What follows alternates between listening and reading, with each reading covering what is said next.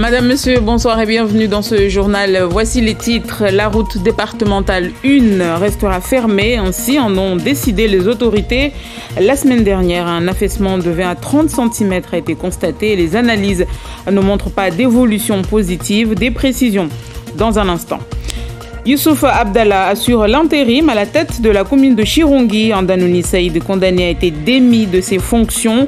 C'est seulement la deuxième fois qu'une telle décision est prise à l'encontre d'un maire à Mayotte.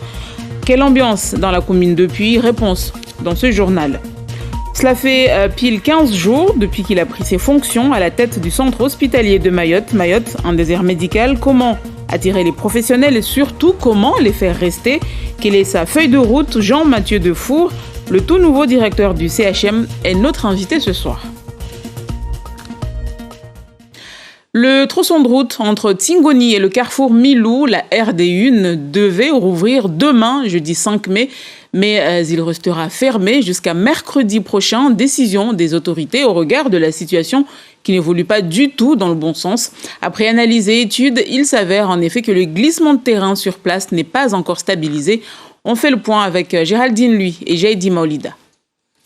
Des feuilles sur la chaussée, des papillons et des libellules qui volent au-dessus de la route déserte. Sur l'axe Tsingonim-Sangamouji, la nature reprend ses droits. Avec la fermeture de la route, les passants ont aussi s'approprient les lieux. Ils sont nombreux à couvrir la distance à pied, faute de véhicules. Je suis parti de Vaïbé. J'ai pris un taxi.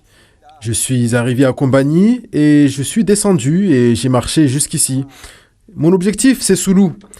Arrivé à Soulou, je prendrai un taxi et de là, je me rendrai à Tsangamouji.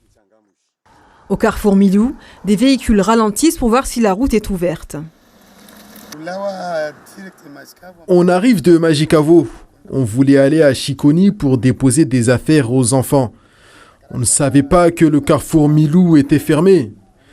On a eu une surprise en prenant le virage. On a trouvé la route barrée. Je voulais aller à Kombani pour retirer de l'argent. Comme la route est fermée, je vais aller jusqu'à Longoni. Équipée de son matériel topographique, Mélissa du BRGM est venue faire des nouveaux relevés. Des agents de l'ADAL viennent ensuite pour faire leur constat, mais il est nettement visible que les fissures se sont agrandies et qu'un nouvel affaissement est apparu sur la chaussée. Des signes que le glissement de terrain continue d'évoluer. Dans ces conditions, la réouverture de la route n'est pas envisageable. Bien que fermés à toute circulation, des scooteristes roulent sur le tronçon de route affaissé, mais pour leur sécurité, les usagers doivent faire preuve de patience et emprunter la déviation jusqu'à mercredi prochain. Et vous l'avez entendu, la route restera fermée jusqu'à mercredi prochain à 5h30. Et un nouveau point sur la situation sera fait demain par le conseil départemental et la DAL, demain donc à partir de 8h30. On en vient à l'affaire du désormais ex-maire de Chirongui. Andanouni Saïd a été démis de ses fonctions de maire suite à sa condamnation pour détournement de fonds publics à 18 mois de prison avec sursis et 15 000 € d'amende. Quelle est l'ambiance dans la commune, mais aussi dans l'hôtel de ville où nous avons rencontré Youssouf Abdallah, le nouveau maire par intérim, Alda Alidi et Assadi Razafitsein. Dans la commune, les habitants sont encore sous le choc. Rares sont ceux qui acceptent de parler de la disgrâce du maire déchu, alors que pour d'autres, cette affaire restera dans les annales. Il avait qu'à ne pas faire ce qu'il a fait, donc voilà, il faut assumer les conséquences. Je pense que ça va changer la manière de faire de la politique et ça va surtout apporter de la visibilité dans les affaires. Parce que les gens ils vont se dire qu'il faut que tout soit bien exposé, clair, pour que je ne sois pas dans des problèmes judiciaires. En tout cas, une question est sur toutes les lèvres. La personne qui va être notre maire, est-ce qu'il va être mieux que celui qui était là avant ou pire ? Difficile à dire, mais en attendant, la place de parking du maire est déjà prise. Hier encore, Abdallah Youssouf était le premier adjoint d'Andanouni Saïd. Voilà. Donc là, c'est mon petit bureau pour le moment en tant qu'adjoint, chargé de tout ce qui est travaux et voiries. Ce matin, il est monté en grade. Pour le moment, moi, j'occupe la fonction du maire à compter d'aujourd'hui. Et On verra bien en fonction de ce que la préfecture va nous dire. Sa mission sera désormais d'organiser la transition tout en assurant la continuité du service à la population, une mission à laquelle notre élu s'était vraisemblablement déjà préparé. En tant qu'élu, ce sont des situations qui peuvent exister et il faut être prêt.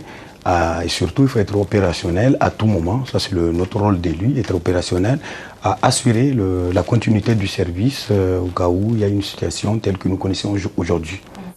Dans quelques semaines, le conseil municipal devra se réunir pour élire un nouveau maire. La date sera déterminée par la préfecture.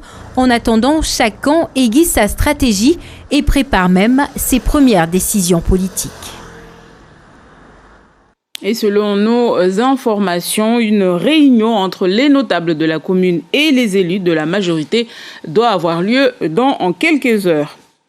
Un maire démis de ses fonctions, c'est rare à Mayotte. Ce n'est que la deuxième fois que cela arrive dans notre département. Plus largement, ce soir, nous avons voulu revenir sur les élus locaux qui ont eu maille à partir avec la justice. Alors, il y a ceux qui ont été condamnés et puis ceux qui ont encore une épée de Damoclès au-dessus de leur tête. De qui s'agit-il et pourquoi? Réponse dans ce récit signé Alda Alidi. C'est le dernier d'une longue liste d'élus mahorais à avoir des démêlés avec la justice. Avant lui, le seul élu démis de ses fonctions par la justice est Ahmed Soufou, condamné pour aide au séjour d'étrangers en situation irrégulière. L'ancien maire de Koungou a aussi passé plus d'1 an en prison, tout comme Issouf Madimoula, condamné pour fraude électorale sur des procurations. Le maire de Mtsangamouji, qui tentait de se faire réélire, n'a finalement pas eu la mairie, mais une place à Majicavo. Pour l'essentiel des affaires politiques jugées à Mayotte, les peines se limitent à des amendes et de la prison avec sursis. Il faut dire que les enquêtes pâtissent souvent du manque de moyens de la justice, mais aussi de délais d'instruction très longs. Mais ces dernières années, le tribunal a mis le turbo pour remettre de l'ordre dans la scène politique locale. Ce qu'attend la population à Mayotte, c'est bien évidemment que lorsqu'une infraction est constatée, surtout une infraction de ce type, il puisse y avoir un jugement qui intervienne dans des délais rapides. Des mises en examen qui se multiplient. Les faits les plus récents concernent Swabadine Ramadani, toujours sur le coup d'une procédure pour prise illégale d'intérêt. Une affaire qui concerne plusieurs cadres du département. Ils auraient bénéficié de postes et de salaires mirobolants et autres avantages qui ne correspondent nullement à leur qualification. Daniel Zadani reste sans conteste celui qui est impliqué dans le plus d'affaires judiciaires. La dernière en date a été jugée récemment, une affaire de foncier à Kanikeli pour laquelle il écope de 80 000 € d'amende et 5 ans d'inéligibilité. Mais le conseiller départemental de Pamandzi n'a toujours pas été jugé pour 2 autres affaires, notamment celle du concert du groupe Section d'Assaut. Autre cas, Hassani Bamkolo, mis en examen pour favoritisme en 2019. Il risque lui aussi la perte de son mandat, l'objectif du procureur étant d'éviter que des élus condamnés ne continuent à sévir.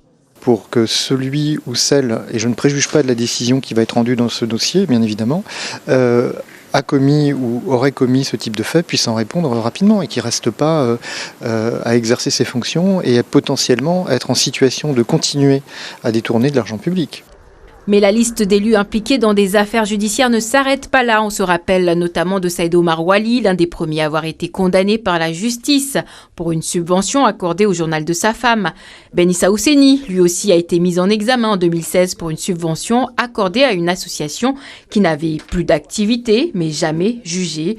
Mohamed Majani, condamné récemment à 12 mois de prison avec sursis pour favoritisme, ou l'ex-sénateur Abdourahmane Swalihi, qui a pris en 2013 1 an d'inéligibilité dans une affaire d'emploi fictif. Quelques noms sur une liste longue comme le bras et qui ne fait que s'allonger avec la nouvelle génération d'élus. Et pour toutes les affaires qui n'ont pas encore été jugées, les investigations se poursuivent, affirme donc le procureur Yann Lebris, le procureur qui est bien déterminé à les mener jusqu'au bout. Il sera question de politique ce soir dans votre émission au Kala Wadala, les enjeux des législatives et comment se préparent les différents partis politiques. Pour en parler, Misbaoudine Bakar reçoit à partir de 20h Daniel Abdou pour les LR, Abdelai Hariti Agir majorité présidentielle, Ali Mahamoudou pour le MDM et Saïhou Banali pour le Rassemblement national. Kala Wadala à suivre donc à partir de 20h. Près de 800 personnes de Mayotte et d'ailleurs ont participé au concours de gardien brigadier de police municipale hier. C'était au lycée de Sada. Pour la première fois, un tel concours se tenait sur notre département, organisé par le centre de gestion de la fonction publique.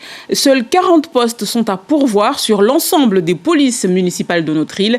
Zaliata Boudouri, Daniel Abdou. 800 personnes pour seulement une quarantaine de places. Cela n'a pas découragé ces candidats policiers municipaux à composer ce jour de l'Aïd. Ils en sortent même plutôt confiants. Pour moi, ça va, ça a été.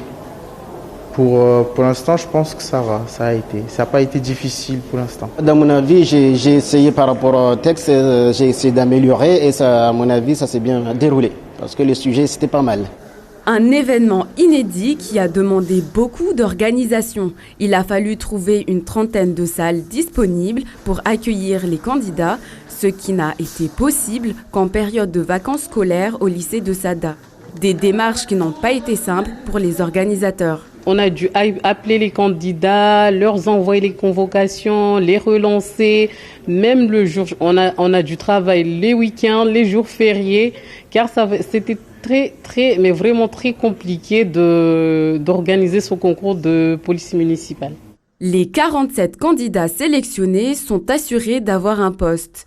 Et pour les autres, d'autres sessions seront nécessaires. Il faut qu'on fasse un peu plus d'efforts puisqu'il s'agit d'un enjeu majeur pour Mayotte. Il en va de la sécurité tout simplement de tous les Mahorais, de tous nos concitoyens. Il s'agit de la première phase dite d'admissibilité composée d'épreuves écrites à l'issue de laquelle le jury dresse une liste de candidats autorisés à se présenter aux épreuves orales. Santé, à présent, et le centre hospitalier de Mayotte qui a un nouveau directeur. Il s'agit de Jean-Mathieu Defour. Il a pris ses fonctions depuis 15 jours et avant de nous entretenir avec lui, faisons le point sur la situation de l'île dans le domaine sanitaire. Quelle santé, quelle infrastructure. Le deuxième hôpital, l'hôpital est le deuxième employeur de l'île avec plus de 2700 salariés. Kalatoumi Abdelhadi. La plus grosse maternité de France avec plus de 30 naissances par jour. C'est ainsi que l'on dénomme la maternité de Mayotte. Les sages-femmes manifestent régulièrement leur fatigue, à l'instar de leurs collègues des différents services, saturés par l'augmentation de la charge de travail. Le CHM compte 500 lits et places pour près de 300 000 habitants officiels et a du mal à recruter. Toutes les spécialités n'y sont pas présentes. Les Mahorais sont donc dépendants des évacuations sanitaires vers l'île de la Réunion ou la France hexagonale. Les EVASAN, comme on appelle ces évacuations, coûtent chaque année 50 millions d'euros à l'assurance maladie. L'hôpital est sous-doté avec par exemple une seule IRM pour les presque 300 000 habitants officiels, quand la norme c'est 3 IRM pour 200 000 habitants. L'hôpital dispose cependant d'un hélicoptère qui permet de rallier les différentes localités en 7 minutes. Jean-Mathieu Defour, bonsoir. Bonsoir. Merci d'avoir accepté notre invitation. Je rappelle donc que vous êtes le nouveau directeur du CHM. Vous avez pris vos fonctions à la tête du CHM depuis le 19 avril dernier, prenant donc le relais de Christophe Blanchard, qui a assuré depuis 1 an maintenant l'intérim. 15 jours déjà que vous êtes à Mayotte. Quel regard vous portez sur le fonctionnement du CHM ? Alors, le regard que je porte, déjà, en premier lieu, je voulais remercier Christophe Blanchard d'avoir assuré l'intérim pendant plus d'1 an. C'est vrai que c'était une charge très lourde. Alors, le regard que je porte sur l'hôpital, c'est un hôpital qui est arrivé à saturation, qui est complètement saturé. Il y a énormément de patients, énormément d'activités. Donc, je pense que le projet de second site devient urgent à mettre en place. C'est vrai qu'en attendant, on a des travaux à faire sur le site actuel en termes de restructuration. Voilà, un hôpital avec une grosse activité, il faut qu'on arrive à recruter du personnel, parce qu'on est en manque de personnel, notamment sur des compétences très pointues, telles que compétences médicales, sage-femme, infirmière, et puis faire des travaux d'amélioration afin d'apporter une qualité de prise en charge pour les patients et aussi une qualité de travail pour les soignants. Alors, il y a énormément de défis donc, à relever, autant sur les infrastructures que sur le personnel. Parlons des infrastructures déjà. Le deuxième hôpital, on entend parler, on nous dit que c'est à l'horizon 2030. Et pour l'agrandissement de l'actuel, c'est quand ? À quel moment ça va entrer en fonction? Alors, ça va pour la restructuration lourde de l'actuel, ça va commencer cette année parce qu'on a on a à peu près 30 millions d'euros qui ont été validés, notamment avec des aides de l'Union européenne, qui doivent être, et c'est des travaux qui doivent être réalisés d'ici à la fin de l'année, sinon on risque de perdre une partie de ces crédits. Donc là, on va commencer très rapidement des travaux, aussi bien sur le bloc obstétrical qui doit être mis en conformité que sur la maternité pour augmenter sa capacité. De combien? On doit passer, je crois, on doit augmenter de 30 lits, je crois, la maternité. Je n'ai pas encore tous les chiffres en tête, je suis désolé. Mais... Et puis, augmenter la capacité en néonatologie pour prendre en charge les bébés qui ont besoin de soins médicaux spéciaux. Et puis, surtout aussi, travailler sur la santé mentale. Donc ça, c'est des travaux qui vont être mis en place dès cette année. Et jusqu'en 2025, on a un échéancier de restructuration de la globalité du site actuel de Mamoudzou qui va s'étaler jusqu'à 2025.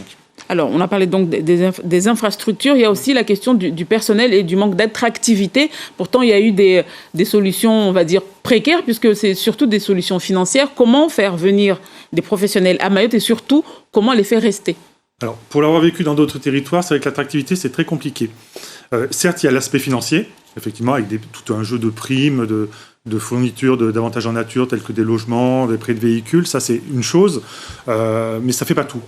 Déjà, il y a deux choses. Il faut aller chercher les compétences. Alors, si elles ne sont pas sur l'île, il faut aller les chercher en France métropolitaine, par exemple.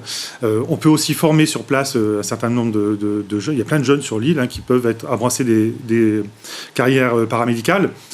Ensuite, il faut savoir garder les gens sur place, c'est-à-dire éviter qu'ils repartent. Donc là, il y a plusieurs aspects. Il y a un des aspects tout simples, matériels, c'est-à-dire restaurer des locaux qui sont dans un état lamentable. Moi, j'ai visité l'hôpital la semaine dernière. Je suis un ancien soignant. Je me mets à la place des professionnels. Quand vous avez un service d'urgence dans lequel il y a des trous dans les murs, quand vous avez un bloc opératoire où il y a l'eau qui soigne parce qu'il y a des fuites, quand vous avez une pharmacie où il y a une fuite aussi d'eau, enfin, ça pourrit la vie des soignants et des médecins et ça aide pas à rester. Donc, qu'il y ait au moins des conditions de travail correctes pour les professionnels. Il faut aussi travailler dans un hôpital apaisé. C'est vrai qu'il y a beaucoup... le fait qu'on ait des conditions dégradées, ça agace les équipes, ça les met en tension. Et puis, il y a des conflits, il y a des petits conflits. Donc, il faut qu'on arrive à apaiser l'hôpital. Pour ça, on va travailler avec les organisations syndicales, les partenaires sociaux, pour voir comment, en prenant les projets les uns après les autres, les dossiers les uns après les autres, on peut arriver à largement améliorer les conditions de travail. C'est très important parce que sinon, les gens ne restent pas. Et puis...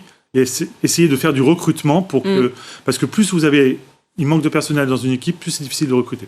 Merci beaucoup Jean-Mathieu Defoe. On aura l'occasion d'en reparler dans nos différentes émissions. Merci à vous d'avoir répondu à nos questions ce soir. Merci d'avoir accueilli. Immersion à présent au cœur de la culture mahoraise avec la célébration de l'Aïd el-Fitr, la vingtaine de Miss Excellence régionales qui sont à Mayotte depuis la semaine dernière poursuivent leur séjour et à Mzouazia hier, elles ont pu vivre cette journée tout en préparant l'élection nationale prévue, elle, le 14 mai prochain. Zaliata Boudouri, Nadia Ali et Farah Husseini étaient aussi de la partie hier.